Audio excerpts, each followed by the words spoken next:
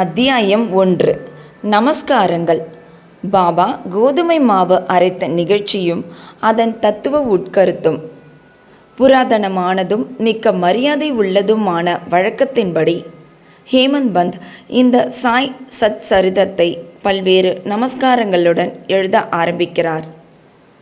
1.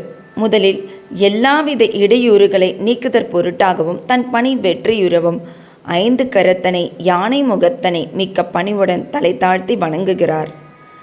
ஸ்ரீ ஷீரடி சாயியே கணபதி என்றும் கூறுகிறார். 2. பின்னர் தன் மனத்திலே உதித்த எண்ணங்களை உயர்த்தி உணர்வூட்ட தம் தாய் சரஸ்வதியை நமஸ்கரிக்கின்றார்.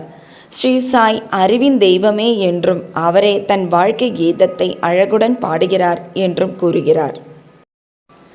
3. ஆக்கல், காத்தல், அழித்தல் என்னும் முத்தொழிலையும் முறையே நிகழ்த்தும் பிரம்மா, விஷ்ணு, சங்கரர் ஆகியோரையும் வணங்கி சாய்நாதர் அவர்களுடன் ஒன்றானவர் என்றும் சம்சாரம் என்னும் ஆற்றினை நாம் தாண்ட நம்மை சுமந்து செல்ல வல்ல மாபெரும் சத்குரு என்றும் விளம்பி 4. பின்னர் பரசுராமரால் கடலினின்று உயர்த்தப்பட்ட கொங்கண தேசத்தில் அவதரித்து தம்மை காக்கும் குல தெய்வமான நாராயண் ஆதிநாத் மற்றும் குடும்பத்தின் ஆதி புருஷரையும் நமஸ்கரித்து 5. பின்னர் தனது கோத்திரத்தில் அவதரித்த பரத்வாஜ முனிவரையும் பல்வேறு ரிஷிகளான யக்ஞவல்யர், பிருகு, பராசரர், நாரதர், வேதவியாசர், ஜனகர், ஜனந்தனர், ஜனத்குமாரர், சுகர், சௌனகர், விஸ்வாமித்ரர், வசிஷ்டர், வால்மீகி, வாமதேவர், ஜைமினி, வைசம்பாயனர், நவயோகீந்திரர் முதலியோரையும் நவீன மகான்களாகிய நிவிருத்தி, ஞானதேவர், சோபான், முக்தாபாய், ஜனாத்தனர், ஏக்நாத், நாமதேவர், துக்காராம், கனகர், நரஹரி முதலானோரையும் பணிந்து தலைவணங்கி 6.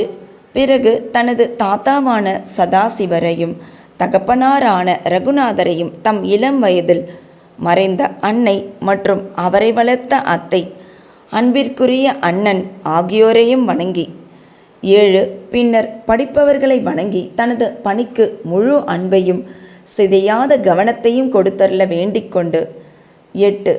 கடைசியாக தனது ஒரே அடைக்கலமும் பிரம்மமே மெய்ப்பொருள், பாரனைத்தும் மாயத் தோற்றம் என்று தனக்கு உணர்விக்கின்ற ஸ்ரீ தத்தாத்ரேயரின் அவதாரமான சத்குரு ஸ்ரீ சாய்பாபா அவர்களை நமஸ்கரித்து அங்கனமே எம்பெருமான் வதியும் எல்லா ஜீவராசிகளையும் வணங்கி துதிக்கின்றார்.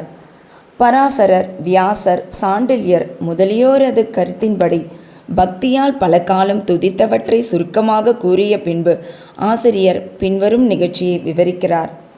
1910ஆம் ஆண்டிற்கு பின் எப்போதோ ஒரு நாள் நல்ல காலை நேரத்தில் மசூதிக்கு சாய்பாபாவை தரிசிப்பதற்காக சென்றிருந்தேன். பின்வரும் நிகழ்ச்சியை கண்ட நான் ஆச்சரியத்தால் தாக்கப்பட்டேன். தமது முகம், வாய் இவற்றை கழுவிய பின்பு சாய்பாபா கோதுமை மாவு அரைக்க தயார்படுவதில் முனைந்தார். ஒரு சாக்கை தரையில் விரித்து அதன் மேல் திருக்கையை வைத்தார். பின்பு முரத்தில் கொஞ்சம் கோதுமையை எடுத்து தம் கஃப்னியின் கைகளை மடக்கிவிட்டு கொண்டு கையளவு கோதுமையை திருக்கை குழியில் இட்டார். திருக்கையை சுற்றி கோதுமையை அரைக்கத் தொடங்கினார். பிச்சை எடுத்து வாழ்ந்து எவ்வித உடைமையும் சேமிப்பும் அற்ற இவர் கோதுமை மாவு அரைக்க வேண்டிய அவசியம் என்ன என்றவாறு நினைத்தேன். அங்கு வந்த சிலரும் அவ்வாறு எண்ணினார்கள். ஆயின் ஒருவருக்கும் பாபா என்ன செய்கிறார் என்று கேட்க துணிவு வரவில்லை. பாபா மாவரைக்கும் இச்செய்தி உடனே கிராமத்தில் பரவி ஆண்களும் பெண்களும் பாபாவின் செய்கையை காண பெருந்திரளாக மசூதிக்கு வந்தனர். கூட்டத்திலிருந்த தைரியம் உள்ள 4 பெண்மணிகள் வலிய நுழைந்து பாபாவை ஒருபுறம் ஒதுக்கிவிட்டு திருக்கையின் கைப்பிடியை பற்றி பாபாவின் லீலைகளை பாடியவாறு மாவரைக்க தொடங்கினர். முதலில் பாபா கடுங்கோபம் அடைந்தார். ஆயின் அந்த பெண்மணிகளின் அன்பையும் பக்தியையும் கண்டு மிக்க சந்தோஷம் அடைந்து புன்னகை புரியலானார். அவர்கள் அவ்வாறு அரைத்து கொண்டிருக்கையில் பாபாவுக்கு வீடோ பிள்ளைகளோ அன்றி அவரை கவனிக்க யாருமே இல்லையாதலாலும் அவர் பிச்சை எடுத்து வாழ்ந்தாராதலாலும் அவருக்கு ரொட்டி செய்ய கோதுமை மாவு தேவை இருக்கவில்லை. எனவே இவ்வளவு அதிகமான மாவை என்ன செய்வார்? ஒருவேளை பாபா அன்பாயிருக்கும் காரணத்தால் இம்மாவை நமக்கு பகிர்ந்து கொடுத்து விடுவார் என்றவாறு எண்ணமிட்டபடி பாடியவாறே அரைத்து முடித்து திருக்கையை ஓரத்தில் நகர்த்திவிட்டு கோதுமை மாவை 4 பிரிவாக பிரித்து ஆளுக்கு ஒவ்வொரு பகுதியாக எடுத்துக்கொள்ளத் தொடங்கினார்கள். இதுவரை அமைதியாகவும் அடக்கமாகவும் இருந்த பாபா கோபமடைந்து, பெண்களே, உங்களுக்கு பைத்தியம் பிடித்து விட்டதா? யாருடைய அப்பன் வீட்டு பொருளை இவ்வாறு அபகரிக்கிறீர்கள்? நீங்கள் தடங்கலின்றி மாவை எடுத்து செல்வதற்கு நான் முன்னம் உங்களிடம் கடன்பட்டிருக்கிறேனா என்ன? தயவு செய்து இப்போது இதை செய்யுங்கள். இம்மாவை எடுத்துச் சென்று கிராம எல்லைகளில் கொட்டிவிட்டு வாருங்கள் என்றார். இதை கேட்ட பின் அவர்கள் வெட்கமடைந்து தமக்குள் ஏதோ முணுமுணுத்து கொண்டு கிராம எல்லைக்கு சென்று பாபா குறிப்பிட்டபடி அங்கே மாவை பரப்பிவிட்டார்கள். பாபா செய்த இவைகளெல்லாம் என்னவென்று ஷிரடி மக்களை வினவினேன்.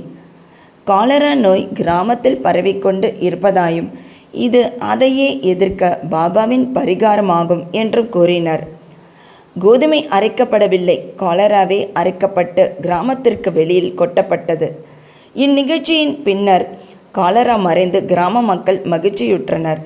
நானும் இவற்றை எல்லாம் அறிந்து கொண்டதில் மிக்க மகிழ்ச்சி அடைந்தேன். ஆனால் அதே சமயம் எனக்கு ஆச்சரியம் விளைந்தது.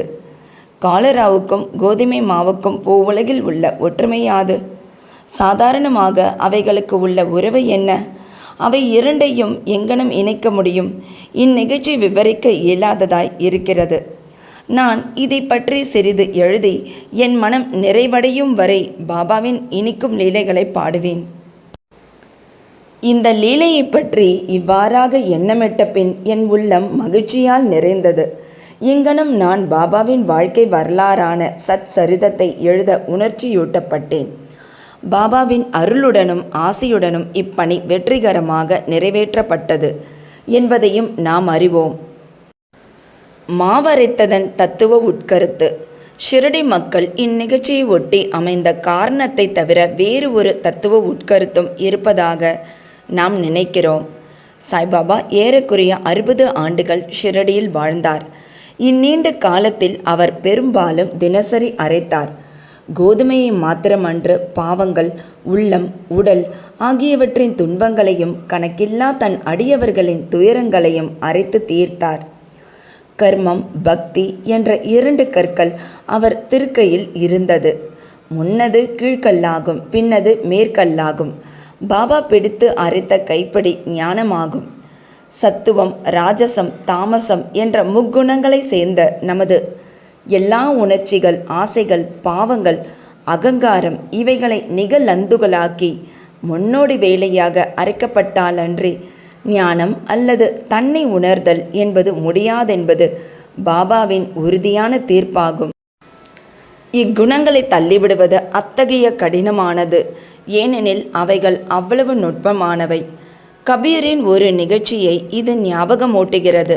ஒரு பெண்மணி சோளத்தை அரைத்து கொண்டிருந்ததை பார்த்துவிட்டு அவர் தன் குரு நிபத்னி ரஞ்சனரிடம், திருக்கையில் இடப்பட்ட சோளத்தை போன்று இவ்வுலக வாழ்க்கை என்னும் திருக்கையாலே நசுக்கப்படும்போது நான் அஞ்சுவதனால் அழுகிறேன் என்று கூறினார். நிபத்னி ரஞ்சனர், பயப்படாதே, நான் செய்வது போல் இத்திருக்கையில் உள்ள ஞானமெனும் பிடியை பிடித்துக்கொள். அதிலிருந்து நெடுந்தூரம் சென்று தெரியாதே, ஆயின் உட்புறமாக திரும்பு, அப்போது நீ காப்பாற்றப்படுவது நிச்சயம் என்று பதிலளித்தாராம். ஸ்ரீ சாயியை பணிக. அனைவருக்கும் சாந்தி நிலவட்டும். அத்தியாயம் 2. இப்பணியை செய்வதன் நோக்கம். இதை மேற்கொள்வதில் உள்ள திறமையின்மையும் துணிவின்மையும் காரசார விவாதம் குறிப்பிடக்கூடியதும் முனிவருடைய பட்டமுமான ஹேமந்த் பந்தை வழங்குதல் குருவின் அவசியம். தம்முடைய மராத்தி மூல நூலின் கடைசி அத்தியாயத்தில் இப்பணியை செய்வதற்கு அடிக்கோலிய காரணங்கள், இதை படிப்பதற்கு தகுதியுடையவர்கள் முதலிய வேறு பல அம்சங்களையும் எடுத்துச் சொன்னார். இந்த அத்தியாயத்திலும் அதையே குறிப்பிடத் தொடங்குகிறார். இதை எழுதுவதன் காரணம், முதலாம் அத்தியாயத்தில் கோதுமை மாவரைத்து அதை கிராம எல்லைகளில் தூவிவிட்டதன் மூலம் காலரா தொத்து வியாதியை தடுத்து அழித்ததான சாய்பாபாவின் அற்புதத்தை கண்டோம். நான் சாய்பாபாவின் மற்றும் பல அற்புத லீலைகளை பெரும் உள்ள கிளர்ச்சியுடன் கேட்டிருக்கிறேன். அக்கிளர்ச்சியே இவ்வழகான பணியாக பொங்கி உருவெடுத்தது. சாய்பாபாவின் பெருமையுடைய அற்புதங்களை வரைதலானது அவருடைய அடியவர்களுக்கு உற்சாகமூட்டுவதாகவும் அறிவுறுத்துவதாகவும் இருப்பதுடன் அவர்களின் பாவங்களையும் நீக்குமாதலினால்தான் நான் சாய்பாபாவின் புனித வரலாற்றையும் அவருடைய போதனைகளையும் வரையத் தொடங்கினேன். ஞானியின் வரலாறு என்பது தர்க்க சாஸ்திரத்துக்கோ பட்டிமன்றத்துக்கோ உரியது அன்று. அஃது உண்மையும் பெரியதுமான வழியையே காண்பிக்கிறது. பணியை செய்ய திறமையின்மையும் துணிவின்மையும். தாம் இப்பணியை செய்ய தகுதியுடையவர் அல்ல என்று ஹேமந்த் பந்த் நினைத்தார். எனக்கு நெருங்கிய நண்பனின் வாழ்க்கையே தெரியாது. அப்படியே எனது மனதையும் நான் அறியேன். இவ்வாறு இருக்கையில் வேதங்களால் கூறவியலாத ஒரு ஞானியின் வரலாற்றையோ அல்லது அவதாரத்தின் குணங்களையோ நான் எங்கனம் எழுதுவேன்? ஒரு ஞானியின் வாழ்க்கையை விவரிக்கும் ஒருவனும் ஞானியாகவே இருக்க வேண்டும். எனவே நான் எங்கனம் அவர் தம் புகழை விவரிக்க இயலும்? ஞானியின் வாழ்க்கையை வரைவதென்பது மிக கடினமானதாகும். ஒருவன் ஏழ்கடல் ஆழத்தையும் அளவிட்டு விடலாம். துணி ஜோடனைகளால் ஆகாயத்தையும் அலங்கரித்து விடலாம். இது தீரமிக்க செயலாகும் என்று நான் அறிவேன். இது என்னை பார்த்து பிறர் நகைக்க இடம் கொடுத்துவிடும் என நான் சாய்பாபாவின் அருளை நாடினேன். அடியவர்கள் விரும்பும் வெற்றிகரமாய் முடிவுறும் இப்பணியை மேற்கொள்வதற்கு ஞானியர் தம் வாழ்க்கை வரலாற்றை எழுதுவோரை கடவுள் விரும்புகிறார் என்று மகாராஷ்டிரத்தை சேர்ந்த முன்னோடி கவியும் ஞானியுமான ஸ்ரீ ஞானேஸ்வர் மகராஜ் என்பவர் எடுத்தேம்பியிருக்கிறார். இப்பணியை ஞானிகள் சங்கல்பிக்கிறார்கள். அடியவன் அம்முடிவை அடைய மறைமுக காரணமாகின்றான் அல்லது கருவியாகின்றான். உதாரணமாக சக வருடம் 1700 கவி மகிபதி ஞானிகளின் வாழ்க்கையை எழுதும் உயர் நோக்கம் கொண்டார். ஞானிகள் அவரை சங்கல்பித்து பணியை நிறைவேற்றி வைத்தார்கள். அம்மாதிரியே சக வருடம் 1800 தாஸ்கனுவின் சேவையும் அங்கீகரிக்கப்பட்டது. முன்னவர் பக்த விஜயம், சந்த விஜயம், பக்த லீலாமிருத், சந்த லீலாமிருத் என்னும் 4 நூல்களையும், பின்னவர் நவீன ஞானியரை பற்றி விவரிக்கப்பட்ட பக்த லீலாமிருத், சந்த கதாமிருத் என்ற நூல்களையும் இயற்றினார். பக்த லீலாமிருத்தின் 31, 32, 33 அத்தியாயங்களிலும் சந்த கதாமிருத்தின் 57ஆம் அத்தியாயத்திலும் சாய்பாபாவின் சுவையான வாழ்க்கையும் அவரின் அறிவுரைகளும் நன்றாக சித்தரிக்கப்பட்டிருக்கின்றன. இவை சாய்லீலா சஞ்சிகையில் தொகுப்பு 11, 12 மற்றும் 17 தனியாக பதிப்பிக்கப்பட்டிருக்கின்றன. படிப்பவர்கள் இவ்வத்தியாயங்களை படிக்க கேட்டுக்கொள்ளப்படுகிறார்கள். அங்கனமே பாந்திராவை சேர்ந்த திருமதி சாவித்ரிபாய் ரகுநாத் டெண்டுல்கர் பதிப்பித்துள்ள சாய்நாத் பஜன்மாலா என்ற சிறிய அடக்கமான புத்தகத்திலும் சாய்பாபாவின் அற்புத லீலைகள் சித்தரிக்கப்பட்டிருக்கின்றன. தாஸ்கனு மகாராஜும் பல்வேறு இனிய பாடல்களை சாய்பாபா மீது எழுதியிருக்கிறார். குஜராத்தில் அமிதாஸ் பவானி மேத்தா என்னும் ஷிரடியை சேர்ந்த ஓர் அடியவர் சாய்பாபாவின் சில நிகழ்ச்சிகளை பதிப்பித்துள்ளார். தக்ஷண பிக்ஷா சன்ஸ்தானும் சாய்நாத் பிரபாவை சில பதிப்புகள் செய்தனர். இவ்வாறு சாய்பாபாவை பற்றிய பல நூல்கள் இருக்கும்போது இந்த சச்சரிதம் ஏன் எழுதப்பட வேண்டும்? அதற்கான தேவை என்ன என்றும் எதிர்ப்பு கேள்விகள் வருகின்றன. விடை தெளிவானதும் எளியதும் ஆகும். அகன்று ஆழ்ந்த எல்லையற்ற ஓர் பெருங்கடல் போன்று சாய்பாபாவின் வரலாறு உள்ளது. அனைவரும் அதனுள் ஆழ்ந்து மூழ்கி விலைமதிப்பற்ற ஞானம், பக்தி என்ற முத்துக்களை எடுக்கலாம். நல்லுணர்வில் ஊறி கிடக்கும் மக்களுக்கு அவற்றை கொடுக்கலாம்.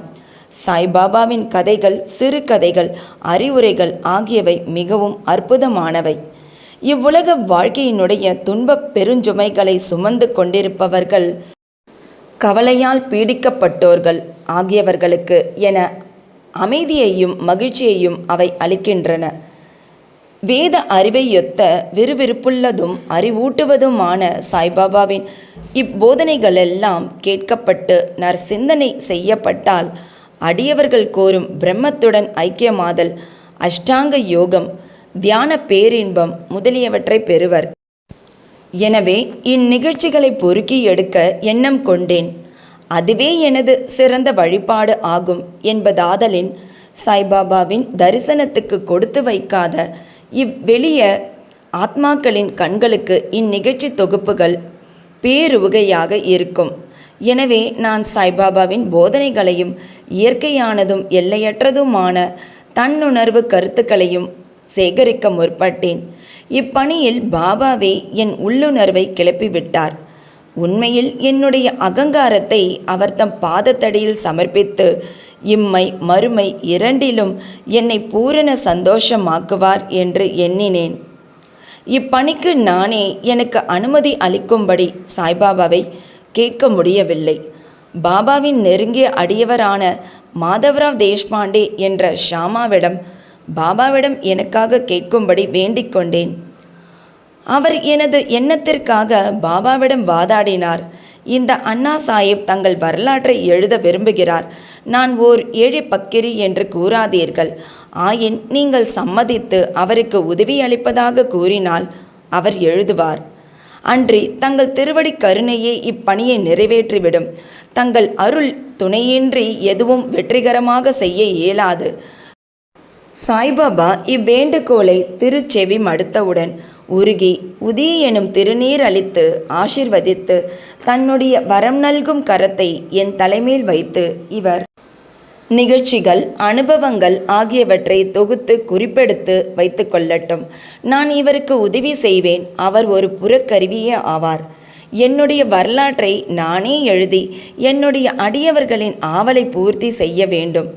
அவர் தம் அகங்காரத்தை அறவே களைந்து என் பாதங்களில் சமர்ப்பித்து விடட்டும். வாழ்க்கையில் இங்கனம் செய்பவனுக்கே நான் மிகவும் உதவி புரிகிறேன். என்னுடைய வாழ்க்கை நிகழ்ச்சிகளை பற்றி என்ன? நான் அவருடைய வீட்டில் ஒல்லும் வகையெல்லாம் ஒவ்வாதே பணிபுரிகிறேன். அவருடைய அகங்காரம் சிறு துளியும் எஞ்சியிராமல் அறவே அழிக்கப்பட்டு விட்டால் நானே அவருட்புகுந்து என் வாழ்க்கை நிகழ்ச்சிகளை எழுதுவேன். அடியவர் தம் உள்ளங்களில் எனது நிகழ்ச்சிகள், அறிவுரைகள் நம்பிக்கையூட்டும். எளிதில் தன்னை உணரலாம்.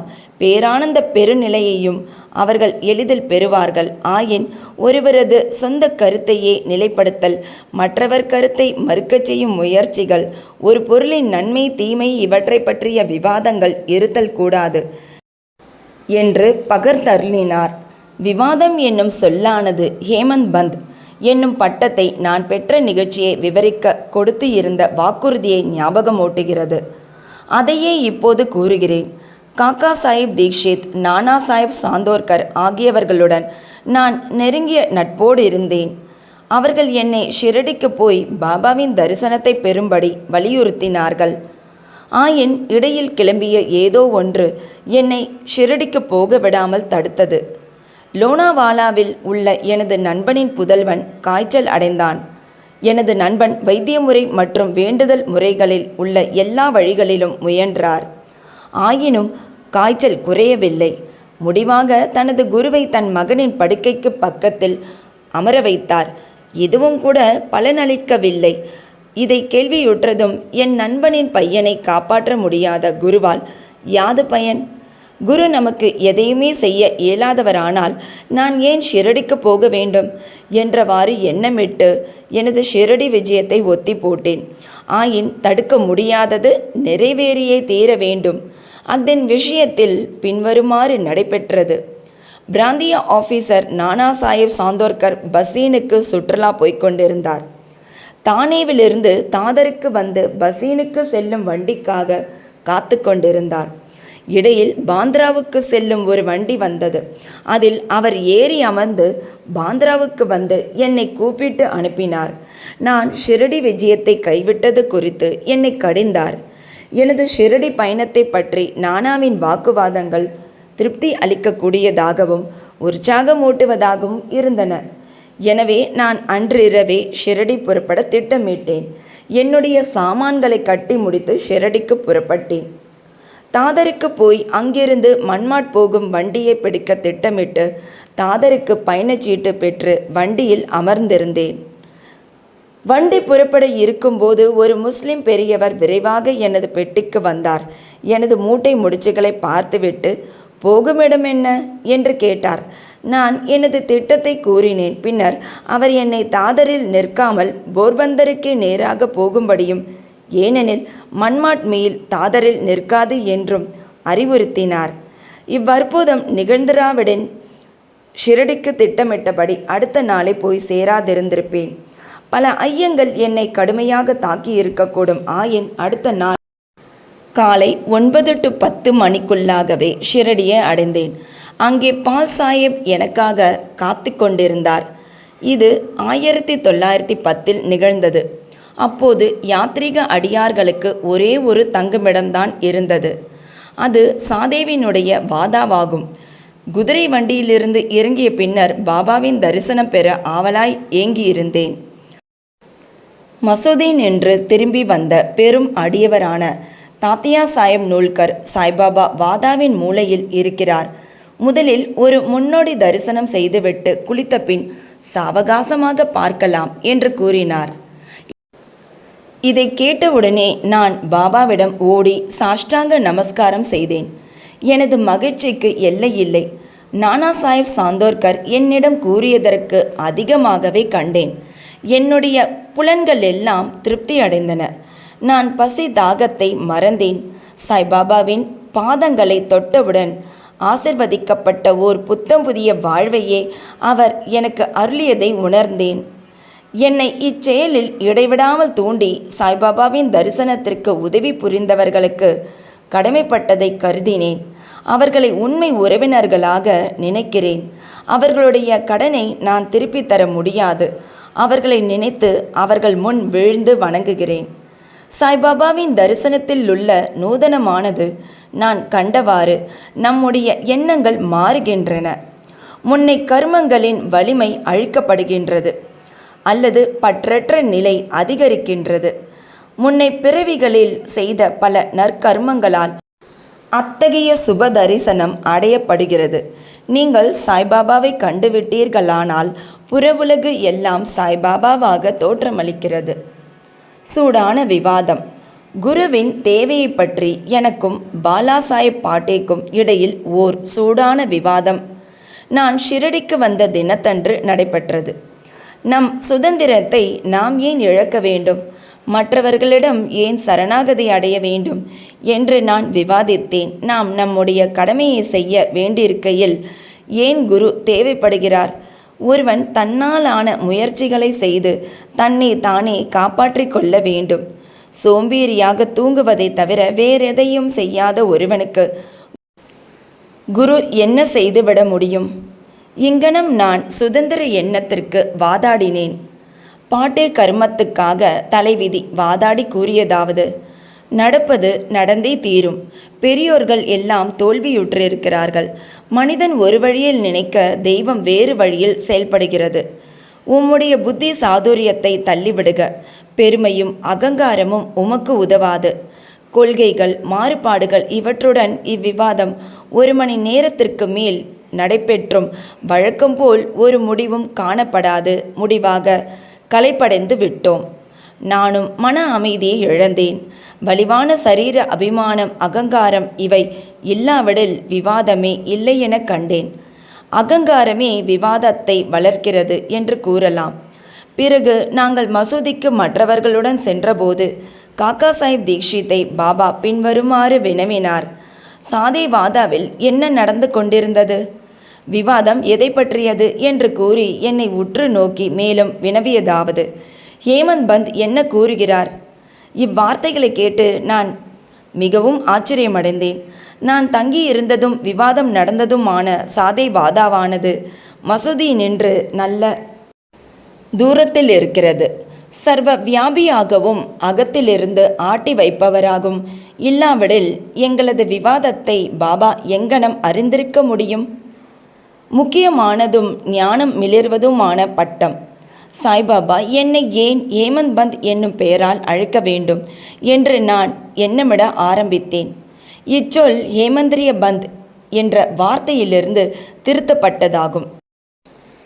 இந்த ஹேமந்திரிய பந்த் யாதவ அரச வம்சத்தை சேர்ந்த ராமதேவ் மகாதேவ் என்ற தேவகிரி அரசர்களின் புகழ்பெற்ற மந்திரியாவார்.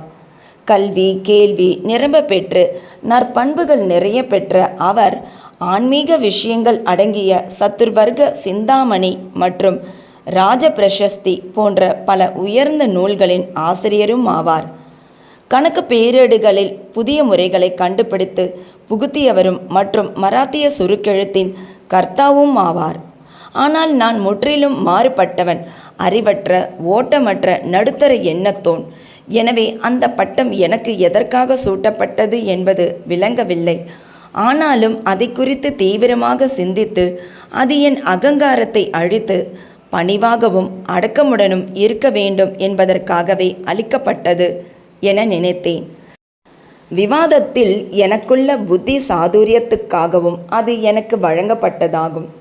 எதிர்கால நிகழ்ச்சிகளை உற்று நோக்கில் பாபாவினது சொற்கள் தாபோல்கரை ஹேமந்த் பந்த் என அழைத்தது முக்கியமானதும் தீர்க்க தரிசனம் நிறைந்ததும் ஆகும். ஏனெனில் மிகவும் புத்திசாலித்தனமாக சாய் சமஸ்தானத்தின் நிர்வாகங்களை கவனித்தது, எல்லா கணக்குகளையும் நன்றாக வைத்திருந்தது, முக்கியமானதும் ஆத்மார்த்த விஷயங்களான ஞானம், பக்தி, அவாமின்மை, நான் தன்மையை சரணமிடுதல், தன்னை உணர்தல் போன்றவற்றை குறிக்கும் சாய் சச்சரிதம் என்ற அத்தகைய சிறப்பான நூலின் ஆசிரியராகவும் இருந்ததை காண்கிறோம். குருவின் தேவையை பற்றி ஹேமந்த் பந்த் பாபா இவ்விஷயத்தை பற்றி என்ன சொன்னார் என்று எவ்வித குறிப்பும் விட்டு வைக்கவில்லை. ஆனால் காக்கா சாஹிப் தீக்ஷித் இவ்விஷயத்தை தனது குறிப்புகளில் பதிப்பித்துள்ளார். ஹேமந்த் பந்தின் சாய்பாபா சந்திப்பின் அடுத்த நாளில் பாபாவிடம் காக்கா சாஹிப் தீக்ஷித் சென்று தான் ஷிரடியை விட்டு போக வேண்டுமா என கேட்டார். பாபா ஆம் என்றார். பிறகு எங்கே போவது என யாரோ கேட்டார். பாபா உயர மேலே என்று கூறினார். அம்மனிதர் வழி எப்படிப்பட்டது என பாபாவிடம் வினவினார். பாபா கூறினார், அங்கே போவதற்கு பல வழிகள் உள்ளன. இங்கிருந்தும் ஷிரடியிலிருந்தும் ஒரு வழி உள்ளது. பாதை கடினமானது. புலிகளும் ஓநாய்களும் வழியிலுள்ள காடுகளில் உள்ளன. நான் காக்கா சாஹிப் தீக்ஷித் கேட்டேன், ஒரு வழிகாட்டியை நாம் அழைத்து சென்றால் என்ன? அதற்கு பாபா கூறினார், அப்போது கடினம் இல்லை. புலி, ஓநாய், படுகுழிகள் முதலியவற்றிலிருந்து உன்னை விலக்கி உன் குறிக்கோளை அடைய நேரடியாக அழைத்து செல்வார். வழிகாட்டி இல்லை என்றால் காடுகளில் நீ காணாமல் போகலாம் அல்லது படுகுழியில் விழும் அபாயம் இருக்கிறது. இந்நிகழ்ச்சியின் போது தாபோல்கரும் அறை அருகே இருந்தார். இதுவே குரு அவசியமா என்னும் விவாதத்திற்கு பாபாவின் பதில் என்று எண்ணினார். ஒரு மனிதன் சுதந்திரமானவனா அல்லது கட்டுப்பட்டவனா என்னும் விவாதம் ஆன்ம விஷயங்களில் உபயோகமில்லை என்றும் இவ்வத்தியாயத்தின் மராத்தி மூலப்பதிப்பில் விளக்கப்பட்டபடி பெரிய அவதாரங்களான ராமர், கிருஷ்ணர் முதலியோர் தமது குருக்களான வசிஷ்டர், சாந்திபனி ஆகிய முனிவர்களிடம் தன்னை அறிவதற்காக சரணடைந்தார்கள் என்றும் குருவினுடைய உபதேசத்தினாலேயே பரமார்த்தீகம் அடையப்படுகிறது என்றும் நம்பிக்கையும் பொறுமையுமே அத்தகைய முன்னேற்றத்திற்கு தேவையான நற்பண்புகளாம் என்பதுமே பாபாவின் திருக்குறிப்பாம். ஸ்ரீ சாயே பணிக. அனைவருக்கும் சாந்தி நிலவட்டும். அத்தியாயம் 3. சாய்பாபாவின் அனுமதியும் வாக்குறுதியும். அடியார்க்கு இடப்பட்ட திருப்பணிகள், பாபாவின் நிகழ்ச்சிகள், வழிகாட்டும் விளக்குகள், அவரின் தாயன்பு, ரோஹிலாவின் கதை, பாபாவின் சுவையும் அமுதமுமான மொழிகள். முந்தைய அத்தியாயத்தில் விளக்கப்பட்டபடி சாய்பாபா தமது பூரண சம்மதத்தை தெரிவித்து கூறியதாவது, சச்சரிதம் எழுதுவதை பற்றி நான் உம்முடன் முழுமையாக சம்மதிக்கிறேன். நீர் உமது கடமையை செய்யும். சிறிதளவும் அஞ்சாதீர். என் மொழிகளில் நம்பிக்கை வையும். என்னுடைய லீலைகள் எழுதப்படுமானால் அறியாமை அகலும். அவைகள் கவனத்துடனும் பக்தியுடனும் கேட்கப்படுமானால் இவ்வுலக வாழ்க்கையின் உணர்வு தணிந்து பக்தி, அன்பு ஆகியவற்றின் வலிமையான அலைகள் மேலெழும்பும். என்னுடைய லீலைகளின் ஆழத்தில் ஒருவன் முழுகுவானானால் அவன் ஞானம் என்னும் விலைமதிப்பில்லாத முத்துக்களை எடுப்பான். இதை கேட்டு இந்நூல் ஆசிரியர் மிக்க மகிழ்ச்சியடைந்தார். உடனே தன்னம்பிக்கை உடையவராயும் பயமற்றவராயும் ஆனார். இப்பணி வெற்றிகரமாக நிறைவேறியே தீர வேண்டும் என்றும் எண்ணினார். பிறகு ஷாமாவிடம் மாதவ்ராவ் தேஷ்பாண்டே திரும்பி பாபா கூறியதாவது: ஒருவன் என் நாமத்தை அன்புடன் உச்சரிப்பானாகில் நான் அவனுடைய ஆசைகளை பூர்த்தி செய்து அவனுடைய பக்தியை அதிகப்படுத்துவேன். என் வாழ்க்கையையும் செயல்களையும் ஊக்கமுடன் இசையாக பாடுவானாயின் அவனுக்கு முன்னும் பின்னும் எல்லா திக்குகளிலும் சூழ்ந்திருப்பேன். என்னிடம் உள்ளத்தையும் உயிரையும் ஒப்புவித்த அடியார்கள் இந்நிகழ்ச்சிகளை கேட்டதும் இயற்கையிலேயே மகிழ்வெய்துவர். நம்பிக்கையுடன் என் லீலைகளை எவனாவது இசைப்பானாயின் அவனுக்கு எல்லையற்ற பேரின்பத்தை நல்கி என்றும் நிலைத்திருக்கும் திருப்தியை அளிப்பேன். எவன் என்னிடம் பூரண சரணாகதி அடைகிறானோ, எவன் என்னை விசுவாசத்துடன் வணங்குகிறானோ, எவன் என்னை நினைவில் இருத்தி நிரந்தரமாக தியானம் புரிகிறானோ அவனை விடுவிப்பது எனது சிறப்பியல்பாகும். என் நாமத்தை உச்சரிப்பவர், என்னை வணங்குபவர் எனது வாழ்க்கை நிகழ்ச்சிகளை பற்றி எண்ணி இவ்வாறாக என்னை நினைவில் இருத்தி இருப்பவர்கள் எங்கனம் உலகப் பொருட்கள், உணர்ச்சிகள் இவைகளில் கவனமுள்ளவர்களாக இருக்க முடியும்? சாவின் வாயினின்று எனது அடியவர்களை நான் வெளியே இழுத்து விடுவேன். எனது கதைகள் கேட்கப்பட்டால் எல்லா நோய்களும் விலகும். எனது கதைகளை மரியாதையுடன் கேட்டு அவற்றை எண்ணி தியானம் செய்து கிரகித்து கொள்ளுங்கள். இதுவே மகிழ்ச்சிக்கும் திருப்திக்குமான மார்க்கமுமாகும். என் அடியவர்களின் பெருமையும் அகம்பாவமும் அற்றுவிடும். கேட்பவரின் மனம் அமைதிப்படுத்தப்படும். அன்றியும் அது இதயபூர்வமும் முழுமையுமான பக்தியாயிருப்பின் மனம் உச்ச உணர்ச்சியுடன் ஒன்றாகிவிடும். சாயி சாயி என்று சாதாரணமாக ஞாபகமூட்டிக் கொள்வதே பேசுவதில் கேட்பதில் உள்ள பாவங்களை தீர்க்கும். அடியவர்களுக்கு அளிக்கப்பட்ட பலதரப்பட்ட பணிகள்.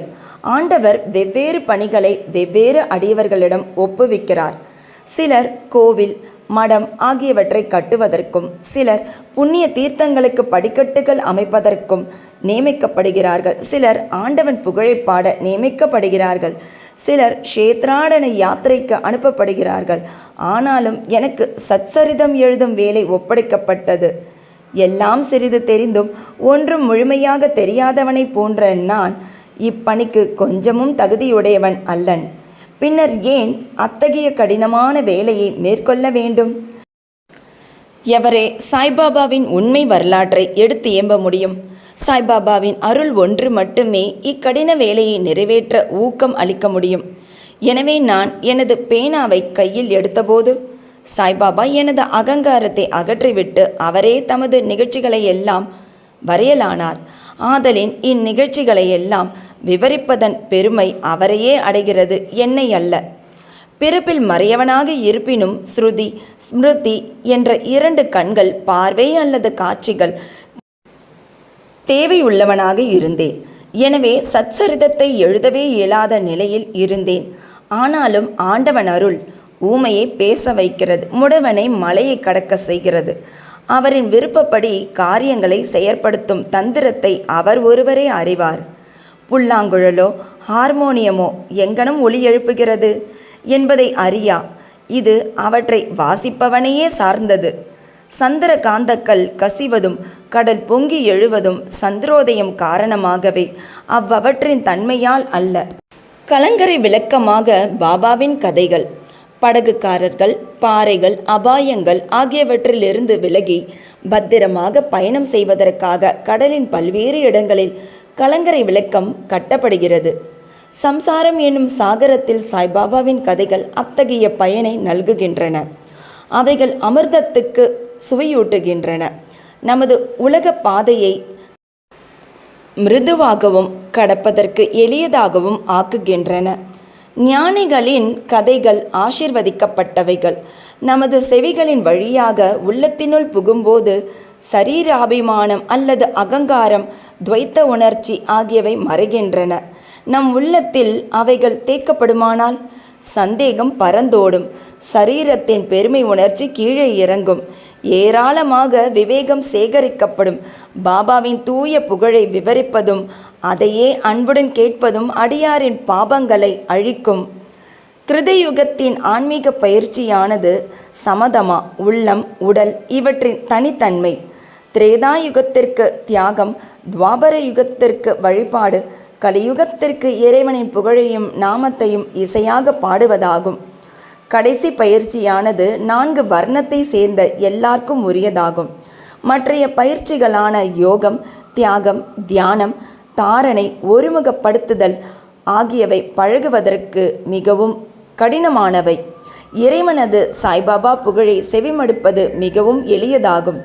நாம் நமது கவனத்தை அவைகள் மீது திருப்ப மாத்திரமே வேண்டும். கதைகளை கேட்பதும் கீர்த்தனையாக பாடுவதும் புலனுணர்வு பொருட்கள் மீதுள்ள உறவை நீக்கி அடியவர்களை பற்றறுத்தவர்களாக்கி முடிவில் ஆன்ம உணர்வுக்கு வழிநடத்தி செல்லும். இக்குறிக்கோளையே கருத்திற்கொண்டு சாய்பாபா சத் சரிதாமிருதா என்னும் அவரது கதைகளை எழுத செய்தார் அல்லது உதவி செய்தார். அடியவர்கள் இப்போது இக்கதைகளை எளிதாக படிக்கவோ கேட்கவோ செய்யலாம். அங்கனம் செய்யும்போது அவரை தியானம் செய்க. சாய்பாபாவின் தாயன்பு. தன் இளங்கன்றை பசு எங்கனம் நேசிக்கின்றது என்பதை யாவரும் அறிவர். அதன் மடி எப்போதும் நிறைந்திருக்கிறது. கன்று பால் வேண்டி மடியை முட்டும்போது தடையின்றி பால் பெருக்கெடுக்கின்றது. அங்கனமே தாயாரும் தக்க தருணத்தில் தன் குழந்தையின் பசியறிந்து முளையமுது தந்து ஊட்டுகிறாள். அதற்கு ஆடை அழகுற அணிவிப்பதிலும் சிறப்புற சிங்காரிப்பதிலும் முக்கிய கவனம் செலுத்துகிறாள். குழந்தை எதை பற்றியும் அறிவதும் இல்லை, கவலையுறுவதும் இல்லை. ஆயின் தன் குழந்தை நன்றாக உடைவுடுத்தப்பட்டு அலங்கரிக்கப்பட்டிருப்பதை கண்ணுறும் தாயின் மகிழ்ச்சிக்கு ஓர் எல்லை இல்லை. தாயன்பு விசித்திரமானது, அசாதாரணமானது, பற்றில்லாதது, இணையில்லாதது. தமது அடியவர்களிடம் சத்குருவும் இத்தகைய தாயன்பு காண்பிக்கிறார்கள். இத்தகைய அன்பே சாய்பாபா என்னிடம் கொண்டிருந்தது. அதை பற்றிய நிகழ்ச்சி கீழ்வருமாறு. நான் அரசாங்க வேலையிலிருந்து 1916ஆம் ஆண்டில் ஓய்வு பெற்றேன். கௌரவமாக என் குடும்பத்தை நடத்துவதற்கு எனக்கு தீர்மானித்து தரப்பட்ட பென்ஷன் போதவில்லை. குரு பூர்ணிமா அன்று நான் ஷிரடிக்கு சென்றிருந்தேன். அங்கு அண்ணா சிஞ்சனிக்கர் அவராகவே பாபாவிடம் எனக்காக கீழ்வருமாறு வேண்டினார். தயவு செய்து அவரை அன்புடன் நோக்குங்கள். அவர் பெரும் பென்ஷன் அறவே போதாது. அவரது குடும்பமோ வளர்ந்து வருகிறது. அவருக்கு வேறு வேலை ஏதும் கொடுங்கள். அவரது சிந்தா குழந்தனை தீர்த்து அவரை மகிழச் செய்யுங்கள். பாபா பதில் அளித்தார். அவர் வேறு ஏதாவது வேலை பெறுவார். ஆயின் இப்போது எனக்கு பணி செய்து மகிழ்ச்சியாய் இருக்க வேண்டும். அவரது உணவு எப்போதும் நிறைந்திருக்கும், ஒருபோதும் காலியாய் இராது. அவர் தனது கவனம் அனைத்தையும் என்பால் திருப்பி நாத்திகர்கள், மதப்பற்று அற்றவர்கள், கொடுமையாளர்கள் இவர்களின் கூட்டுறவை தவிர்த்து எல்லோரிடமும் பணிவாகவும் அடக்கமாகவும் இருந்து உள்ளத்தாலும் உயிராலும் என்னை வணங்க வேண்டும்.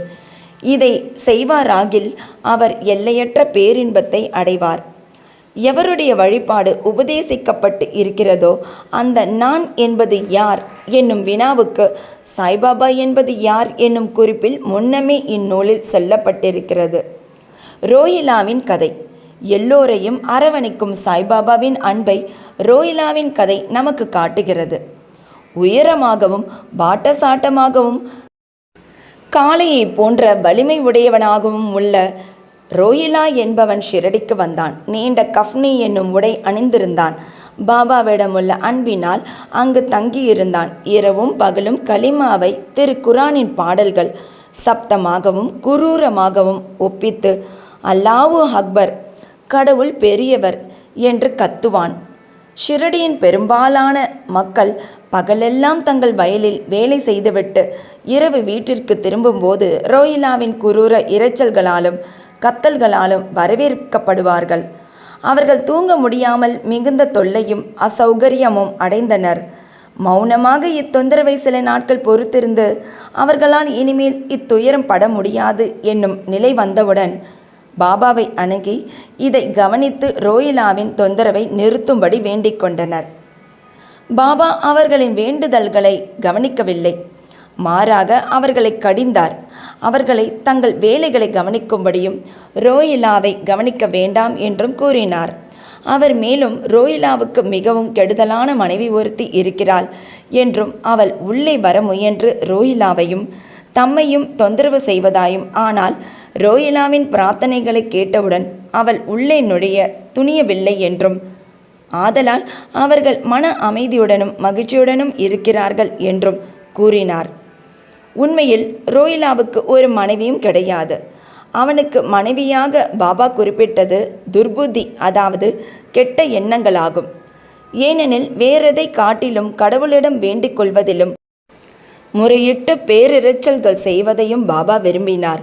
அவர் ரோஹிலாவின் பக்கம் இருந்து ரோஹிலாவின் இரைச்சல்களையும் கூக்குரல்களையும் பொறுத்து கொள்ளுமாறும் அவை சீக்கிரம் மறைந்துவிடும் என்றும் கூறினார். பாபாவின் இனியதும் அமிர்தத்தினையொத்த வார்த்தைகளும். ஒரு நாள் மத்தியானம் ஆரத்தி முடிந்த பிறகு அடியார்கள் தங்கள் இருப்பிடங்களுக்கு திரும்பிக் கொண்டிருந்தார்கள். அப்போது பாபா கீழ்க்கண்ட அழகான அறிவுரையை விடுத்தார். நீங்கள் எங்கு வேண்டுமானாலும் இருங்கள், என்ன வேண்டுமானாலும் செய்யுங்கள். ஆனால் இதை நன்றாக ஞாபகத்தில் வைத்து கொள்ளுங்கள். நீங்கள் செய்வது அனைத்தும் எனக்கு தெரியும். நானே அனைவருடைய அந்தரங்க ஆட்சியாளனாக இதயத்தில் அமர்ந்து இருக்கிறேன். இந்த உலகிற்கண் அசையும் அசையா சர்வ ஜீவராசிகளையும் அரவணைக்கிறேன்.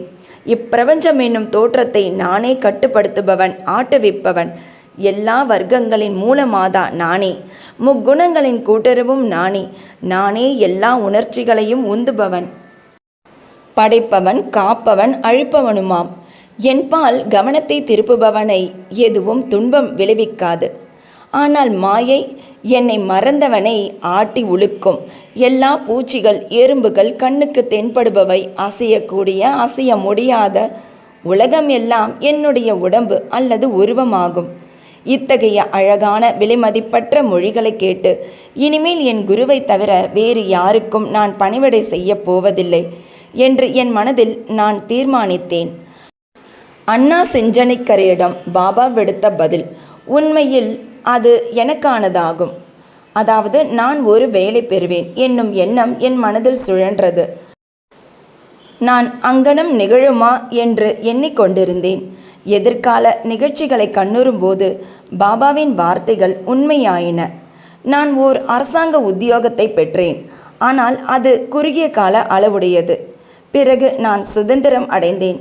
என் குரு சாய்பாபாவினுடைய சேவைக்கு என்னை பூரணமாக சமர்ப்பித்தேன். இவ்வத்தியாயத்தை முடிக்கும் முன்பாக பல்வேறு இடைஞ்சல்களான தூக்கம், சோம்பல், மனது அலைதல், உணர்வுகளுடன் உறவு இவற்றை விட்டொழித்துவிட்டு தங்களுடைய முழுமையும் சிதைவுமற்ற கவனத்தை சாய்பாபாவின் கதைகளுக்கு அளிக்கும்படி இந்நூலை பயில்வோரிடம் நான் வேண்டிக் கொள்கிறேன். அவர்களது அன்பு இயற்கையானதாக இருக்கட்டும். பக்தியின் இரகசியத்தை அவர்கள் அறியட்டும். மற்ற பல சாதனைகள் புரிந்து களைப்படைய வேண்டாம். ஓர் எளிய மருந்தை அவர்கள் பற்றட்டும். அதாவது சாய்பாபாவின் கதைகளை கேட்பது. இது அவர்களின் அறியாமையை அழித்து அவர்களுக்கு முக்தி நல்கும். ஓர் உலோபி பல்வேறு இடங்களில் தங்கினாலும் தன்னுடைய புதைக்கப்பட்ட செல்வத்திலேயே சதா சிந்தனை உள்ளவனாக இருப்பதைப் போல் சாய்பாபா நம் அனைவரின் உள்ளமெனும் அரியாசனத்தில் வீற்றிருக்கட்டும். அடுத்த அத்தியாயத்தில் சாய்பாபாவின் ஷிரடி விஜயத்தை பற்றி கூறுகிறேன். ஸ்ரீ சாயியை பணிக. அனைவருக்கும் சாந்தி நிலவட்டும். அத்தியாயம் 4. ஷிரடிக்கு சாய்பாபாவின் முதல் விஜயம். ஞானிகளின் வருகை. ஷிரடி ஒரு புண்ணிய தீர்த்தம். சாய்பாபாவின் தோற்றம். கௌலிபுவாவின் கருத்து. விட்டலின் பிரசன்னம். ஷீர்சாகரின் கதை. பிரயாகையில் தாஸ்கனுவின் குளியல். சாய்பாபாவின் அயோனி ஜென்மமும் அவரின் முதல் ஷிரடி விஜயமும். 3 சத்திரங்கள். முந்தைய அத்தியாயத்தில் சாய் சச்சரிதத்தை எழுத தூண்டிய சூழ்நிலைகளை விவரித்தேன். இப்போது ஷிரடிக்கு சாய்பாபாவின் முதல் விஜயம் பற்றி கூறுகிறேன். ஞானிகளின் வருகை. கீதையில் கண்ணபிரான் கூறுகிறார். அத்தியாயம் 4 ஸ்லோகம் 7-8. தர்மம் அழிந்து அதர்மம் தலையெடுக்கும் போதெல்லாம் என்னை நானே அவதரித்துக் கொள்கிறேன். நல்லோரை காத்து தீயோரை அழிக்க யுகந்தோறும் அவதரிக்கின்றேன். இதுவே பகவானின் அவதார நோக்கம். பகவானின் சார்பாக ரிஷிகளும் ஞானிகளும் இப்பூவுலகில் தக்க தருணத்தில் தோன்றி அவதார நோக்கம் நிறைவேறும் முகமாக தமக்கே உரிதான முறையில் உதவி செய்கிறார்கள். உதாரணமாக இருமுறை பிறப்பவர், அதாவது பிராமணர்கள், க்ஷத்திரியர்கள், வைசியர்கள் தங்கள் கடமைகளை புறக்கணிக்கும் போதும், மேற்குலத்தவரின் உரிமைகளை தவறான முறையில் பறிக்க சூத்திரர்கள் முயலும் போதும், ஆன்ம ஞான போதகர்கள் மதிக்கப்படாமல் அவமதிக்கப்படும் போதும், தன்னை தான் ஒவ்வொருவனும் மெத்தப்படுத்தவன் என்று எண்ணும் போதும், தடுக்கப்பட்ட ஆகாராதிகளையும் போதை தரும் குடிப்பொருளையும் ஜனங்கள் உட்கொள்ளும் போதும், மதம் என்னும் போர்வையில் மக்கள் தகாத காரியங்களை செய்யும் போதும், பல்வேறு இனத்து மக்கள் தங்களுக்குள் சண்டையிட்டு கொள்ளும் போதும், மறையவர் சந்தியாவந்தனம் மற்றும் தங்கள் மத பழக்க வழக்கங்களை செய்ய தவறும் போதும், யோகிகள் தியானத்தை புறக்கணிக்கும் போதும், மனைவி மற்றும் மக்கட்செல்வமே தங்கள் கருத்துக்குரிய ஒன்றே ஒன்று என்று மக்கள் கருத தலைப்பட்டு முக்தி என்னும் உண்மை நெறியை நின்று வழி தவறி போகும்போதும் ஞானிகள் தோன்றவே செய்கிறார்கள். தங்கள் மொழி செயல் வழிகளால் காரியங்களை நெறிப்படுத்துகிறார்கள். அவர்கள் கலங்கரை விளக்கை ஒப்ப சேவை செய்து நமக்கு மெய்நெறியை காண்பிக்கிறார்கள். இவ்வாறாக பல ஞானிகள் நிவ்ருத்தி, ஞானதேவ், முக்தாபாய், நாமதேவ், கோரா, கோனாயி, ஏக்நாத், துக்காராம், நரஹரி, நர்சிபாய், சஜன் கசாயி, சவதா, ராமதாஸ் மற்றும் பலர் பற்பல காலங்களில் மக்களுக்கு மெய்நெறியை காண்பிக்க தோன்றவே செய்தனர். இவ்வகையில் இறுதியாக ஷிரடி சாய்பாபாவும் விஜயம் செய்தார். ஷிரடி ஒரு புண்ணிய தீர்த்தம். அகமத் நகர் ஜில்லாவில் உள்ள கோதாவரி ஆற்றங்கரை மிகவும் அதிர்ஷ்டம் படைத்ததாகும். ஏனெனில் அது அநேக ஞானிகளை ஈன்றும் புரந்தும் அடைக்கலம் கொடுத்தும் இருக்கிறது. அவர்களுள் முக்கியமானவர் ஞானேஸ்வர். ஷிரடியும் அகமத் நகர் ஜில்லாவில் உள்ள கோபர்காவன் தாலுகாவில் தான் இருக்கிறது. கோபர்காவனில் உள்ள கோதாவரி ஆற்றை கடந்தவுடன் நீங்கள் ஷிரடிக்குள்ள வழியை அடைகிறீர்கள். 9 மைல்கள் சென்றதும் நீங்காவன் அடைகிறீர்கள். அவ்விடத்தின் என்று ஷிரடி தெரிகிறது. கிருஷ்ணா ஆற்றங்கரையிலுள்ள கனகாப்பூர், நரசிம்மவாடி, ஔதும்பர் போன்ற மற்ற புனித கஷேத்திரங்களைப் போன்று ஷிரடியும் அறிமுகமானதும் புகழ்பெற்றதும் ஆகும். தாமாஜி செழித்து விளங்கியதும் ஆசிர்வதித்ததுமான பண்டரிபுரத்துக்கு அருகில் உள்ள மங்கள்வேடாவை போன்றும், சமர்த்த ராமதாஸ் சஜ்ஜன்கட்டில் விளங்கியதை போன்றும், நரசிம்ம சரஸ்வதி நரோபாச்சி வாடியில் விளங்கியதை போன்றும் சாய்நாத் ஷிரடியில் செழித்து விளங்கி அத்தை வாழ்த்தினார். சாய்பாபாவின் சத்வ குண ரூபம். சாய்பாபாவினால் ஷிரடி முக்கியத்துவம் பெற்றது. சாய்பாபா எத்தகைய பண்புள்ளவர் என்பதை காண்போம். கடப்பதற்கு மிகவும் கடினமான இகவாழ்வை அவர் வென்றார். சாந்தி அல்லது மன அமைதியே அவரின் அணிகலன், விவேகத்தின் பெட்டகம். அவர் வைணவ அடியார்களின் தாயகமாவார். அவர் கர்ணனையொப்ப வள்ளல்களுள் எல்லாம் தலை சிறந்த வள்ளலாக விளங்கினார். சாராம்சம் அனைத்து நின்றும் பெற்ற சாராம்சமாகவும் இருந்தார். அவருக்கு அழியும் பொருட்கள் மீது ஆசை இல்லை. அவருடைய ஒரே ஈடுபாடான ஆன்ம உணர்விலேயே எப்போதும் கவரப்பட்டார். இவ்வுலக பொருட்களிலோ அல்லது இவ்வுலகத்தை கடந்தவற்றிலோ அவர் மகிழ்ச்சி அடையவில்லை. அவரின் அந்தரங்கம் உள்ளம் ஒரு கண்ணாடி போன்று தூய்மையானது. அவரின் மொழிகள் எப்போதும் அமுதத்தை பெய்தன. பணக்காரர், ஏழை யாவரும் அவருக்கு ஒன்றே. புகழ்ச்சி, இகழ்ச்சி இவற்றை அவர் அறிந்திருக்கவில்லை அல்லது மதிக்கவில்லை. அவரே எல்லா உயிர்கட்கும் இறைவன் ஆவார். அவர் சரளமாக பேசி அனைவருடனும் பழகினார். நடிப்பையே தொழிலாக கொண்ட குமரிகளின் நடிப்பையும் நாட்டியத்தையும் கண்டார். கஜல், தெம்மாங்கு பாடல்களை கேட்டார். ஆயினும் இம்மியளவும் சமாதி நிலையிலிருந்து அவர் விலகவில்லை. அல்லாவின் நாமம் எப்போதும் அவர் நாவில் இருந்தது. இவ்வுலகம் விழித்திருக்கும் போது அவர் தூங்கினார். இவ்வுலகம் தூங்கும்போது அவர் சுறுசுறுப்பாய் இருந்தார். ஆழ்ந்த கடலையொப்ப அவர் மனம் அமைதியாய் இருந்தது. அவரது இருப்பிடம் தீர்மானிக்க இயலாததாய் இருந்தது மற்றும் அவர் செய்கைகள் நிச்சயமாக புரிந்து கொள்ள இயலாததாய் இருந்தது. அவர் ஓரிடத்தில் வாழ்ந்தார். எனினும் இவ்வுலகின் நடவடிக்கைகள் அனைத்தையும் அவர் அறிவார். அவரின் தர்பார் கவர்ச்சிகரமானது. தினந்தோறும் நூற்றுக்கணக்கான கதைகளை திருவாய் மலர்ந்தார். ஆனாலும் மௌன விரதத்திலிருந்து இம்மியளவும் பிறழவில்லை. மசூதியில் உள்ள சுவரின் மீது எப்போதும் சாய்ந்து கொண்டிருந்தார். அல்லது காலை, மதியம், மாலை இவ்வேளைகளில் லெண்டி, பூந்தோட்டம், சாவடி, சைன அறை ஆகியவற்றை நோக்கி நடந்து கொண்டிருந்தார். எப்போதும் ஆன்ம உணர்வில் கருத்துள்ளவராகவே இருந்தார்.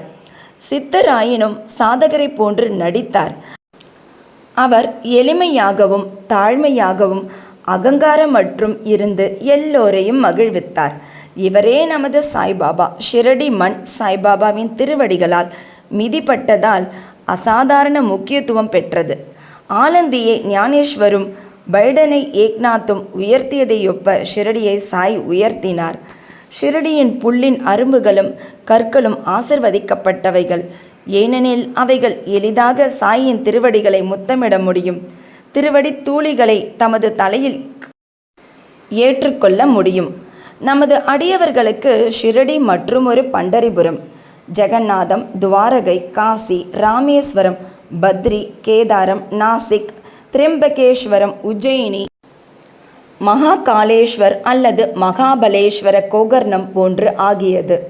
ஷிரடியில் சாய்பாபாவுடன் தொடர்பு கொள்வதே நமது வேதமும் தந்திரமும். அது இவ்வுலக உணர்வை தனித்து தன்னுணர்வை எளிதில் வழங்குகிறது.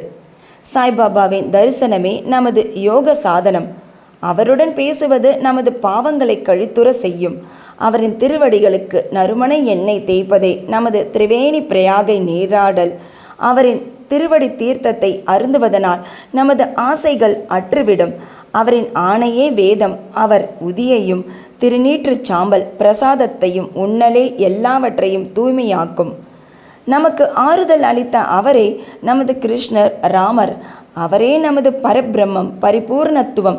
அவர் தாமே மாறுபட்ட இரு வினைகளுக்கு அப்பாற்பட்டவராய் தாழ்த்தப்படாமலும் உயர்த்தப்படாமலும் இருந்தார். எப்போதும் ஆன்மாவில் சத்து சித்து ஆனந்தமாக கவரப்பட்டார். அவரின் இருப்பிடம் ஷிரடியானாலும் அவரின் செயல் இலக்குகள் பரந்து பஞ்சாப், கல்கத்தா, வட இந்தியா, குஜராத், தக்காணம், கன்னடம் ஆகிய வரைக்கும் விரிந்திருந்தது. இவ்வாறாக திக்கெட்டும் நெடுந்தூரம் சாயின் புகழ் பரவி எல்லா பகுதிகளிலிருந்தும் அடியவர் திருக்கூட்டம் அவரின் தரிசனத்தையும் ஆசிர்வாதத்தையும் பெறுவதற்காக வந்தது. அவருடைய தரிசனம் ஒன்றினாலேயே மக்களின் மனம் சுத்தமாக இருப்பினும் இல்லாவிட்டாலும் கணத்தில் அமைதியடையும்.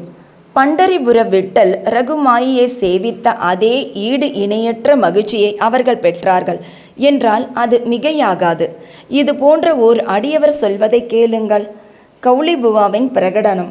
ஏறக்குறைய 95 வயதுடைய கௌலிபுவா என்னும் ஒரு பக்தர் பண்டரிபுரத்துக்கு வருடந்தோறும் சென்று வருபவர். அவர் பண்டரிபுரத்தில் 8 மாதங்கள் தங்கினார்.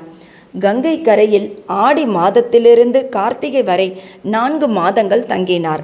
மூட்டைகளை சுமப்பதற்காக ஒரு கழுதையை தன்னுடனும் ஒரு சீடனை துணைவனாகவும் வைத்திருந்தார்.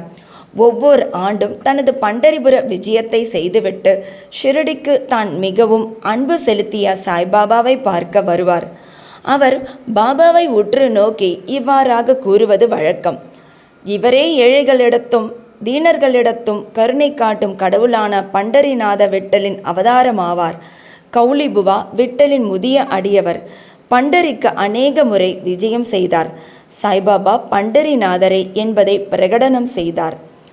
விட்டல் தாமே தோன்றினார். இறைவனது நாமத்தை நினைத்து கொண்டிருத்தலிலும் பாடுதலிலும் சாய்பாபா மிகவும் விருப்பமுள்ளவர். அவர் எப்போதும் அல்லா மாலிக், இறைவனே எஜமானன் என்றார். தமது முன்னிலையில் மற்றவர்களை கடவுளது நாமத்தை இரவும் பகலும் தொடர்ந்து 7 நாட்கள் பாடும்படி செய்தார். இதற்கு நாம சப்தாகம் என்று பெயர். ஒருமுறை அவர் தாஸ்கனு மகாராஜை நாம சப்தாகம் செய்யும்படி சொன்னார். 7வது நாளின் முடிவில் விட்டல் பிரசன்னமாவதற்கு உறுதியளித்தால் தான் அதை செய்வதாக அவர் கூறினார். அதற்கு பாபா தமது நெஞ்சின் மேல் கை வைத்து நிச்சயம் விட்டல் பிரசன்னமாவார் என உறுதியளித்து, ஆனால் அந்த பக்தன் ஊக்கமுடையவனாகவும் பக்தி உடையவனாகவும் இருக்க வேண்டும் என்று கூறினார். டாகூர்நாத்தின் டங்கபுரி, தகூர், விட்டலின் பண்டரி, ரஞ்சோடின் கிருஷ்ணனின் துவாரகை எல்லாம் இங்கே ஷிரடியில் இருக்கின்றன. துவாரகையை பார்க்க எவரும் வெகு தூரம் செல்ல வேண்டியதில்லை. இவ்வாறாக அன்பாலும் பக்தியாலும் பக்தன் பொங்கி கொண்டிருக்கும் போதுதான் விட்டல் தாமே இங்கு ஷிரடியில் பிரசன்னமாவார்.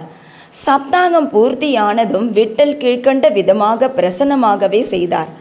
வழக்கம் போல குளித்து முடித்த பின் காக்கா சாஹிப் தீக்ஷித் தியானத்தில் அமர்ந்திருந்தார். அவர் ஒரு காட்சியில் விட்டலை கண்டார். மத்தியானம் பாபாவின் தரிசனத்துக்காக சென்றபோது பாபா ஐயமர அவரை நோக்கி, விட்டல் பாட்டில் வந்தாரா? நீர் அவரை கண்டீரா? அவர் விளையாட்டு பிள்ளை போன்றவர். அவரை உறுதியாக பற்றி கொள்ளும். இல்லாவிடில் நீர் சிறிதே கவனக்குறைவாக இருப்பினும் தப்பித்து விடுவார் என கூறினார். இது காலையில் நிகழ்ந்தது. மத்தியானம் மற்றொரு விட்டல் தரிசனம். வெளியிலிருந்து ஒரு ஹாக்கர் பொருட்களை கையில் எடுத்து சென்று வீதியில் விற்பவன் 25 அல்லது 30 விட்டோபா படங்களை விற்றுக்கொண்டு வந்தான். தானேவின் ஓய்வு பெற்ற மம்லதார் BV தேவ் தனது ஆராய்ச்சிகளின் மூலம் நிரூபித்திருப்பது, ஷிரடி பண்டரிபுர எல்லைக்குள் இருக்கிறது. பண்டரிபுரமோ துவாரகையின் தென்னக மையம். ஆதலால் ஷிரடியே துவாரகை என்பதாகும். சாய்லீலா சஞ்சிகை தொகுப்பு 14 எண் 1, 2 மற்றும் 3. மேலும் துவாரகை பற்றிய ஸ்கந்த புராணத்தில் உள்ள மற்றொரு குறிப்பு நாராயணன் ஐயர் எழுதிய பாரத வருஷத்தின் நிரந்தர சரித்திரம் என்ற நூலிலிருந்து எந்த இடத்தின் கதவுகள் 4 வர்ணத்தார்க்கும், பிராமணர், க்ஷத்திரியர், வைசியர், சூத்திரர் 4 புருஷார்த்தங்களை தர்மம், அர்த்தம், காமம், மோக்ஷம் நிறைவேற்றிக் கொள்ள திறக்கப்பட்டிருக்கிறதோ அதுவே துவாரகை என்று தத்துவ ஞானிகளால் அழைக்கப்படுகிறது என்பதாகும். ஷிரடியில் பாபாவின் மசூதியோ 4 வர்ணத்தார்க்கு மட்டுமின்றி நசுக்கப்பட்டோருக்கும், தீண்டத்தகாதவருக்கும், குஷ்டர்களுக்கும் திறக்கப்பட்டிருந்தது. ஆகவே அது துவாரகை என்று மிக பொருத்தமாகவே பெயரிடப்பட்டுள்ளது. அப்படம் காக்கா சாஹேபின் காட்சியில் தோன்றிய உருவத்துடன் ஒத்து இருந்தது. இதை கண்டும் பாபாவின் மொழிகளை நினைவு கூர்ந்தும் காக்கா சாஹேப் தீக்ஷித் ஆச்சரியப்பட்டு மகிழ்ச்சியுற்றார். ஒரு படத்தை வாங்கி தனது பூஜை அறையில் வழிபாட்டுக்காக வைத்தார். பகவந்த்ராவ் ஷீர்சாகரின் கதை.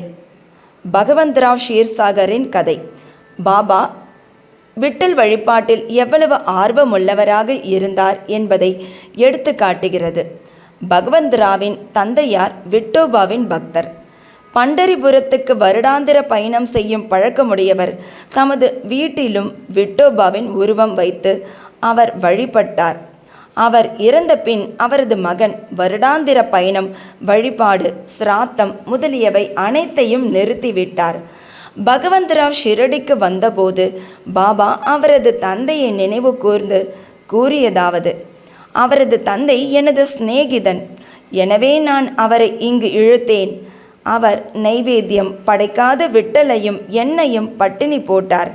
எனவே அவரை நான் இங்கு கொணர்ந்தேன். அவருடன் வாதாடி வழிபாடு செய்ய வைப்பேன். தாஸ்கனுவின் பிரயாகை குளியல். கங்கையும் யமுனையும் சந்திக்கும் இடத்திலுள்ள பிரயாகை என்னும் புண்ணிய நதியில் ஸ்நானம் செய்வது மிகவும் பாக்கியமானது என்று இந்துக்கள் நினைக்கிறார்கள். ஆயிரக்கணக்கான யாத்ரிகர்கள் குறிப்பிட்ட காலங்களில் புண்ணிய ஸ்நானத்திற்காக அவ்விடம் செல்கிறார்கள். ஒருமுறை தாஸ்கனு தான் ஸ்நானம் செய்வதற்காக பிரயாகை போக வேண்டும் என்று நினைத்தார். பாபாவிடம் அங்கனமே செய்வதற்கு அனுமதி வேண்டி வந்தார். பாபா அவருக்கு சொல்லிய பதில், அவ்வளவு தூரம் போக வேண்டிய அவசியமில்லை, நமது பிரயாகை இங்கேயே இருக்கிறது, என்னை நம்பு என்றார். அப்போது ஆச்சரியத்திலும் ஆச்சரியம், தாஸ்கனு தனது தலையை பாபாவின் அடிகளில் வைத்ததும் கங்கை, யமுனை ஆறுகளின் புனித நீர் பாபாவின் 2 கார்க்கட்டை விரல்களிலிருந்து சீராக வெளிப்பட்டது. இவ்வாச்சரியத்தை கண்ணுற்ற தாஸ்கனு அன்பு ஆழ்ந்த மரியாதை உணர்ச்சியால் பெரிதும் கவரப்பட்டார். அவர் கண்கள் நீரால் நிறைந்தன. அந்தரங்கத்தில் அவர் உணர்ச்சியால் உந்தப்பட்டார். அவருடைய பேச்சு பாபாவின் புகழையும் அவரின் லீலைகளையும் குறிப்பிடும் கவிதையாக பொங்கி வெளிப்பட்டது.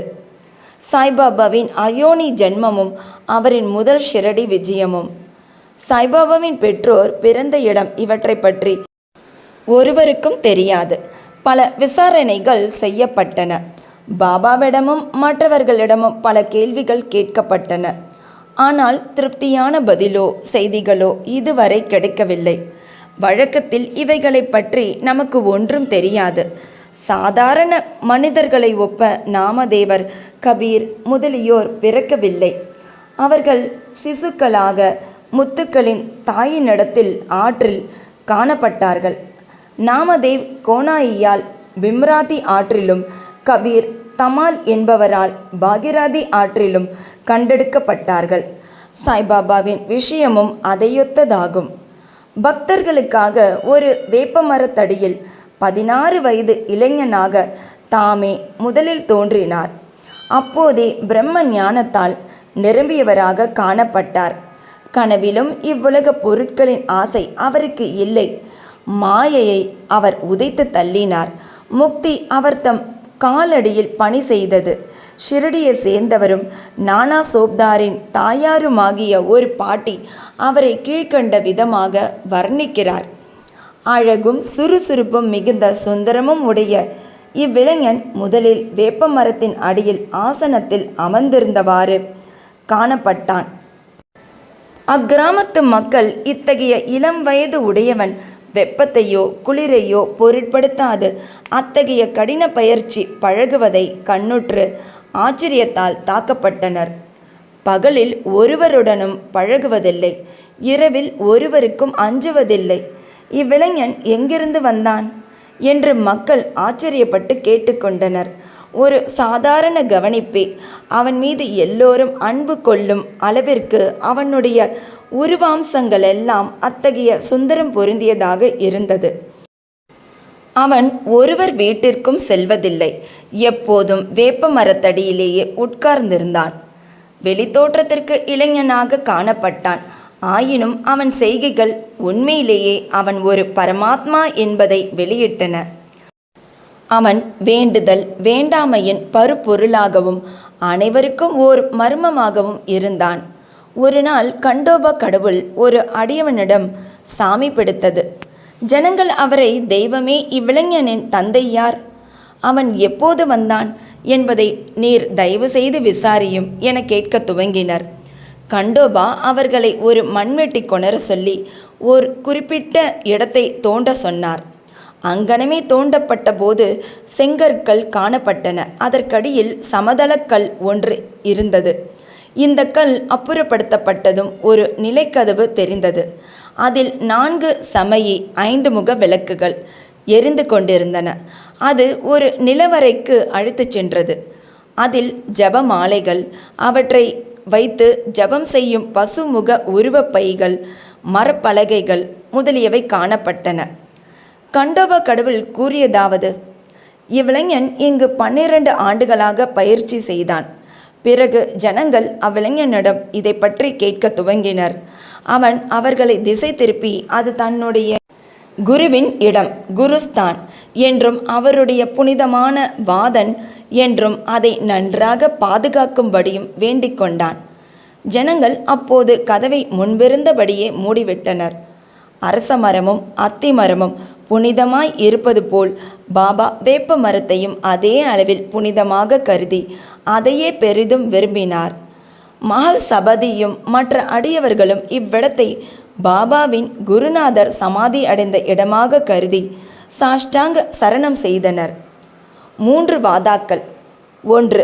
வேப்ப மரம் இருக்குமிடமும் அதை சுற்றியுள்ள இடமும் ஹரி விநாயக் சாதே அவர்களால் வாங்கப்பட்டு சாதேயின் வாதா என்ற பெயரில் ஒரு பெரிய கட்டிடம் எழுப்பப்பட்டது. அங்கு திரண்ட புனித யாத்ரீகர்களுக்கு அது ஒன்றே தங்கும் இடமாய் இருந்தது. ஒரு பார் மேடை வேப்ப மரத்தை சுற்றி கட்டப்பட்டது. தங்கும் இடமும் படிக்கட்டுகளுடன் அமைக்கப்பட்டது. படிக்கட்டுகளின் அடியில் ஒரு இருப்பிடம் இருக்கிறது. பக்தர்கள் அம்மேடையில் வடக்கு நோக்கி அமர்கிறார்கள். வியாழன் வெள்ளிக்கிழமைகளில் மாலை நேரங்களில் அங்கு வாசனை பொருட்களை எரிப்பவர்கள் கடவுள் கிருபையால் மகிழ்ச்சியுடன் இருப்பர். இந்த வாதா பழமையானது, உதிர்ந்து கொட்டும் தன்மை உடையதாகவும் பழுது பார்க்க வேண்டியதாகவும் இருந்தது.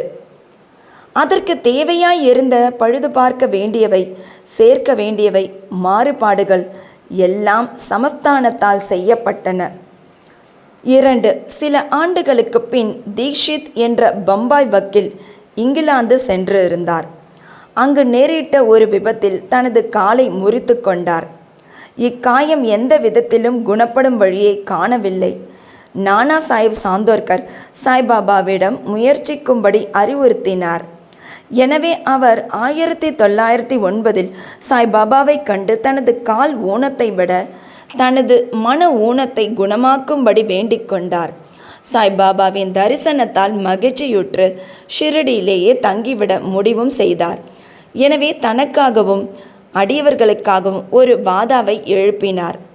10/2/1910 அன்று அக்கட்டிடத்திற்கு அஸ்திவாரம் இடப்பட்டது. இந்த நாளில் மற்ற 2 முக்கிய சம்பவங்கள் நிகழ்ந்தன.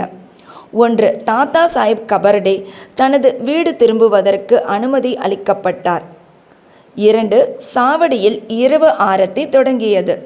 இந்த வாதா கட்டி முடிக்கப்பட்டு 1911 ராமநவமி தினத்தில் உரிய மரியாதைகளுடனும் சம்பிரதாயங்களுடனும் பிரவேசம் செய்யப்பட்டது. 3, நாக்பூரை சேர்ந்த புகழ்பெற்ற லக்ஷாதிபதியான பூட்டி அவர்களால் மற்றொரு வாதா அல்லது அரண்மனை மாளிகையும் எழுப்பப்பட்டது. ஏராளமாக பணம் இக்கட்டிடத்திற்கு செலவிடப்பட்டது. ஏனெனில் சாய்பாபாவின் உடல் இவ்விடத்தில்தான் அடக்கம் செய்யப்பட்டு இருக்கிறது. இது தற்போது சமாதி கோவில், சமாதி மந்திர் என வழங்கப்படுகிறது. இவ்விடத்தில் பாபா தண்ணீர் விட்டு கவனித்து வந்த ஓர் பூந்தோட்டம் இருந்தது. முன்னர் ஒன்றுமே இல்லாத இடத்தில் 3 வாதாக்கள் எழும்பின. இவை எல்லாவற்றிலும் ஆரம்ப காலத்தில் அனைவருக்கும் சாதேவின் வாதாவே நிரம்ப பயன்பட்டது. வாமன் தாத்தியாவின் உதவியுடன் சாய்பாபா கவனித்த தோட்டத்தின் கதை. சாய்பாபா ஷிரடியில் தற்காலிகமாக இல்லாதிருந்து சாந்த் பாட்டீலின் கல்யாண ஊர்வலத்துடன் மீண்டும் வருகை. தேவிதாஸ், ஜானகிதாஸ், கங்காகீர் இவர்களின் பழக்கம், மொஹிதீன் தம்போலியுடன் பாபாவின் மல்யுத்த போட்டி, மசூதியில் இருப்பிடம், டாங்லே, மற்ற அடியவர்களின் அன்பு, மற்ற பிற விஷயங்கள் அடுத்த அத்தியாயத்தில் விவரிக்கப்படும். ஸ்ரீ சாயியை பணிக. அனைவருக்கும் சாந்தி நிலவட்டும்.